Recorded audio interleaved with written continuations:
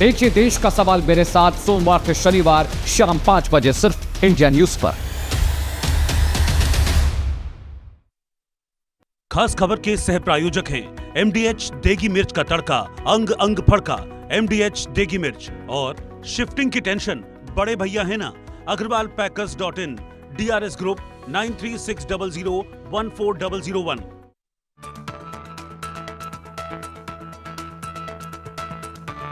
America Iran Israel के बीच जंग का आज छठवां दिन, दोनों ओर से ताबड़तोड़ हमले जारी।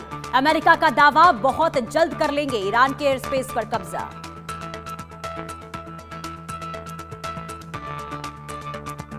युद्धाभ्यास के बाद भारत से लौट रहे ईरानी युद्धपोत पर अमेरिका का हमला, श्रीलंका के तट पर डूबा जहाज, 87 सैनिकों की मौत।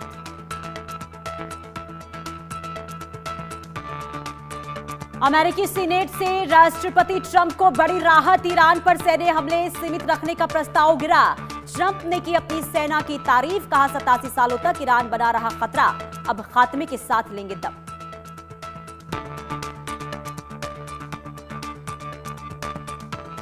मिडिल ईस्ट में जारी तनाव के बीच दिल्ली एयरपोर्ट ने जारी की एडवाइजरी, एयरपोर्ट पर जाने से पहले फ्लाइट स्टेटस चेक करने की बात कही, कहा उड़ानों के शेड्यूल में हो सकता है बदलाव।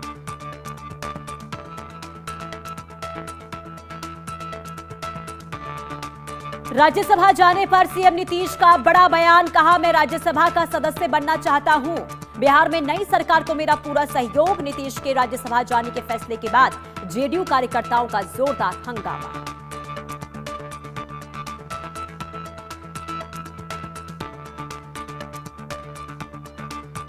और T20 वर्ल्ड कप का दूसरा सेमीफाइनल आज भारत और इंग्लैंड के बीच होगा मुकाबला। मुंबई के वानखेड़े स्टेडियम में शाम 7 बजे से शुरू होगा मैच।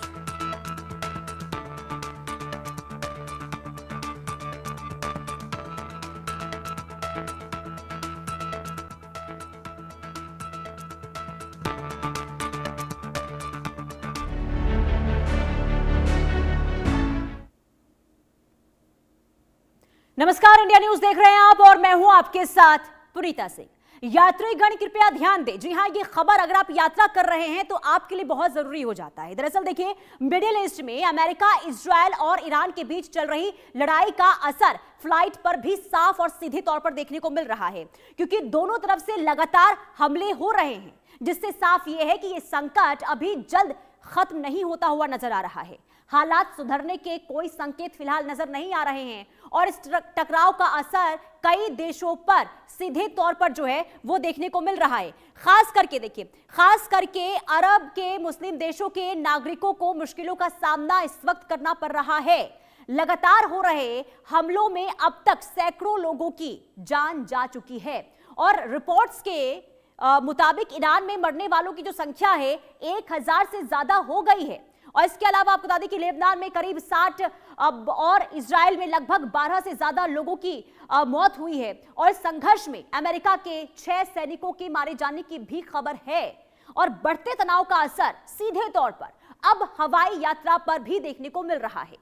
सुरक्षा कारणों से कई अंतर्राष्ट्रीय और घरेलू उड़ानें जो हैं वो रद्द कर दिए गए हैं, जबकि कई फ्लाइट्स का रूट बदल दिया गया है और कुछ एयरपोर्ट्स पर सेवाएं अस्थायी रूप से प्रभावित भी हुई हैं, जिससे यात्रियों को काफी परेशानी हो रही है इस वक्त। और ऐसे में अगर आप यात्रा पर निकल रहे हैं, अगर आपकी फ्लाइट्स हैं, तो इसे आप पहले देख लें, स्टेटस चेक करें कि कहीं आपकी फ्लाइट पर इसका कोई असर, यानी कि जो स्थिति, जो हालात मिडिल ईस्ट में है, उसका असर कहीं आपकी फ्लाइट पर तो नहीं है। 2-3 साल से दुबई रह रहा हूँ। मेरी फैमिली, हम लोग 16 लोग थे। कुछ लोग अमेरिका से आए, कुछ लोग राजस्थान से आए, कुछ लोग गुजरात अहमदाबाद से आए। हम अराउंड 18 लोग थे। सबकी वापसी थी 1 मार्च की और ये हो गया तो हम उधर ही रह गए। बट मैं तो 3 साल से रह रहा हूँ दुबई। टेंशन ऐसे ज़्यादा थी नहीं, रोडे वोडे सब चल रही थी वहाँ पे, लोग बीच पे थे, लोग मॉल में थे, ऐसे नॉर्मल लाइफ चल रही थी। बच्चों के स्कूल बंद हो गए थे, बट हम लोग को 3-4 दिन वेट करना फिरा, फिर फ्लाइट मिली तो हम आए। बट हमें हर रोज वेट करना पड़ा फ्लाइट का। मेरा नाम डॉक्टर जावेद खान है। मैं वहाँ पे किंग खालिद यूनिवर्सिटी में हूँ, प्रोफेसर हूँ। किंग खालिद यूनिवर्सिटी जी। तो क्या रहा वहाँ पर आपका कोई अनुभव? नहीं, बिल्कुल फ्लाइट जो है सेफली आ रही है, साउदी एयरलाइंस की सेफली आ रही है। सऊदी में ऐसा कोई भी तरह का कोई भी हमको खतरा नहीं लग रहा है वहाँ पे आराम से, और सब कुछ माहौल जो है वो बिल्कुल शांतिपूर्ण है वहाँ पे। नहीं, अभी हमारे वेकेशंस है, जो हमें ये ईद की वेकेशंस मिलती है 20 डेज़ की, उसके तहत हम हमारा शेड्यूल है, साल में दो बार आते हैं हम छुट्टियों में। मेरा नाम विवेक है, मैं दुबई में बिजनेस करता हूँ और मैं दुबई से आया हूँ। और क्या देखा सर, कुछ आपने वहाँ पर जो चीज़ें देखी हों? देखिए वहाँ पे मतलब कि थोड़ा बहुत हो रहा था, इतना जो यहाँ पे मीडिया पे दिख रहा है वो उतना नहीं है, बट हाँ थोड़ा बहुत जो है मतलब कि वहाँ बम्बार्डमेंट हुआ, but government has been very kind. Dubai government was very good in terms of taking care of all the people and all the people those who are working there. सबकी सिक्योरिटी, सबका ध्यान उन्होंने रखा, बहुत अच्छी तरह से ध्यान रखा। मेरी कंपनी है वहाँ पे reliant, we are into valuation advisory business. बहुत ही अच्छी तरीके से वहाँ पे सबका ध्यान रखा गया, सबकी सिक्योरिटी, सेफ्टी, हर तरीके से, हर लिहाज के हिसाब से। Dubai still I would say it's the safest country, they take care of the people and scary तो था थोड़ा बहुत, बट इट वाज वंडरफुल।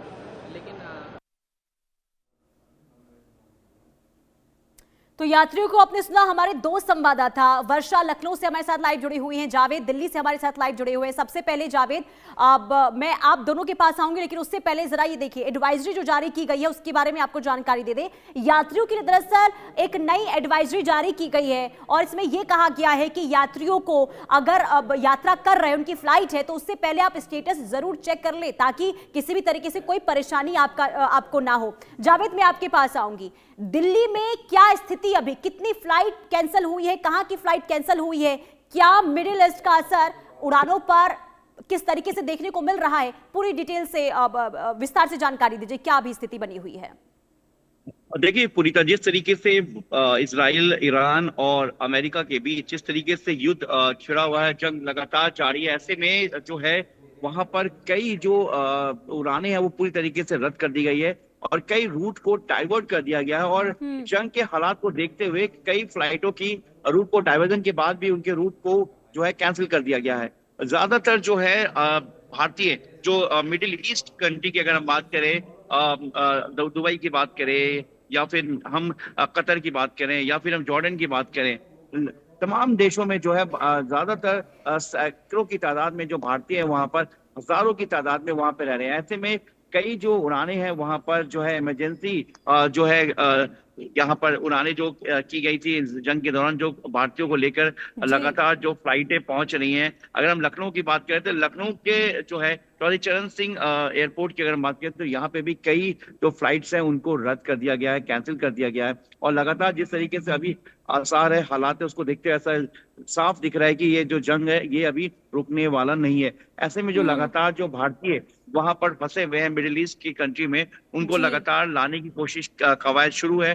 कई यात्रियों को यहाँ लाया जा चुका है, लेकिन ऐसे में जो फ्लाइट खासतौर से दुबई की अगर हम फ्लाइट की बात करें या फिर हम जद्दा की बात करें या इसके अलावा हम सऊदी अरेबिया की बात करें, तो तमाम ऐसे इन देशों में जो भारतीय फंसे हुए उनको जो लाने की कोशिश की जा रही है। लेकिन इसके अलावा जो इंटरनेशनल फ्लाइटें हैं जो सीधा जो भारत से जो मिडिल ईस्ट की तरफ उड़ान भरती है या फिर वहां से जो अगर अमेरिका की बात करें या फिर इजराइल की बात करें या ईरान की भी बात करें, यहाँ की जो कई इंटरनेशनल फ्लाइट्स हैं जो देश की राजधानी दिल्ली की हम बात करें या लखनऊ की बात करें या देश के अलग इंटरनेशनल एयरपोर्ट की बात करें, वहां पर पूरी तरीके से जो है हालात बिल्कुल जो है अभी बिल्कुल खराब है। और जो कई रूटें हैं उनको डाइवर्ट कर दिया गया है और कई फ्लाइटें जो है भारत के लिए मिडिल ईस्ट से जो है वो उड़ानें नहीं बढ़ रही हैं। इसमें कई बड़ी यानी कि कुल मिलाकर देखिए यात्रियों को काफी परेशानी इस वक्त हो रही है। अब मैं आपके पास लौटूंगी, लेकिन वर्षा बताइए लखनऊ से क्या अपडेट है, वहां पर किस तरीके से यात्रियों को इस वक्त परेशानियों का सामना करना पड़ रहा है?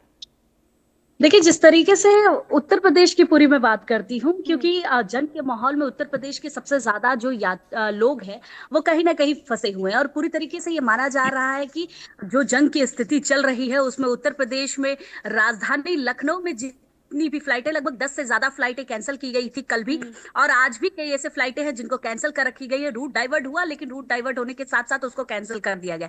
अब लगातार जो एडवाइजरी जारी हो रही है उसमें ये साफ तरीके से है कि आप अगर फ्लाइट कर रहे हैं तो उसकी डिटेलिंग कर ले कि आखिर ये फ्लाइट जाएगी या नहीं जाएगी। लेकिन उसके साथ साथ उत्तर प्रदेश सरकार की तरफ से भी अब लगातार कोशिश की जा रही है कि उत्तर प्रदेश के फंसे हुए जो लोग हैं उनकी वापसी कराई जा सके, और साथ ही साथ ये देखा जा सके कि आखिर क्योंकि जो लोग यहाँ परेशान हैं वो लगातार गुहार लगा रहे हैं, लगातार मुख्यमंत्री योगी आदित्यनाथ से और उसके साथ साथ तो यहाँ के मंत्रियों से ये लगातार बातचीत कर रहे हैं कि आखिर उनके साथ के लोग जो फंसे हुए हैं उनको वापस लाने की तैयारी की जाए।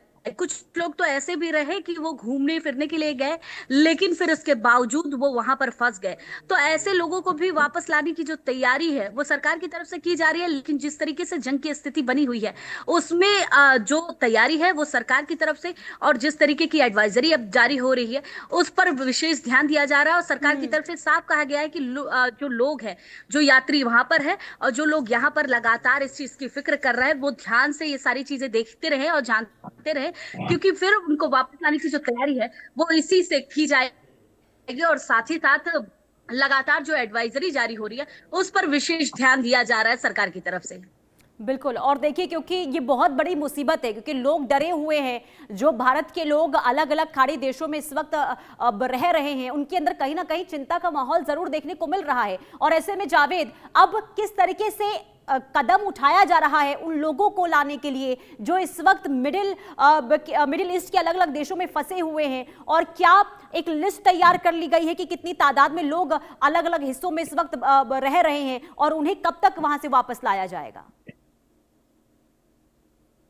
और देखिए पुनीता, जिस तरीके से जो लगातार जो भारतीय इस वक्त जो मिडिल ईस्ट के तमाम गल्फ कंट्रीज में जो वहां पर फंसे हुए हैं उनको लाने की जो कवायद जिस तरीके से भारत सरकार के तरफ से की जा रही है, और एक पूरा एक जो है वहां के तमाम देशों के एम्बेसी से भी लगातार संपर्क किया जा रहा है, और उसके बाद उस लिस्ट के बेस पर ही ये देखा जा रहा है लगातार जो लोग वहां पर दुबई की बात करें या फिर हम सऊदी अरेबिया की बात करें या इसके अलावा दूसरे कंट्रीज की बात करें जो इस जंग की वजह से कहीं ना कहीं उनके वहां पर भी जो फर्क पड़ा है, तो ऐसे में उन तमाम एम्बेसी से उन लोगों की जो है लिस्ट को देखा जा रहा है। तमाम जो भारतीय हैं उनको साफ कहा गया कि वो भारतीय एम्बेसी में आकर संपर्क करें। इस तरीके से एक पूरी लिस्ट तैयार की जा रही है, और लिस्ट के हिसाब से जिस तरीके से जंग के हालात को देखते हुए और जिस तरीके से फ्लाइट की अवेलेबिलिटी है उसको लेकर ही है, उस हिसाब से जो है भारतीय उनको भारत लाया जा रहा है, जिसमें कई जावेद जानकारी दीजिए, क्योंकि देखिए आज छठा दिन है जो भी स्थिति बनी हुई है, जंग जैसे जो हालात हैं,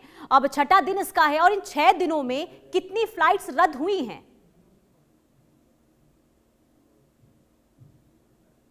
एक बार फिर से अपने क्वेश्चन को दोहराएं पुनीता।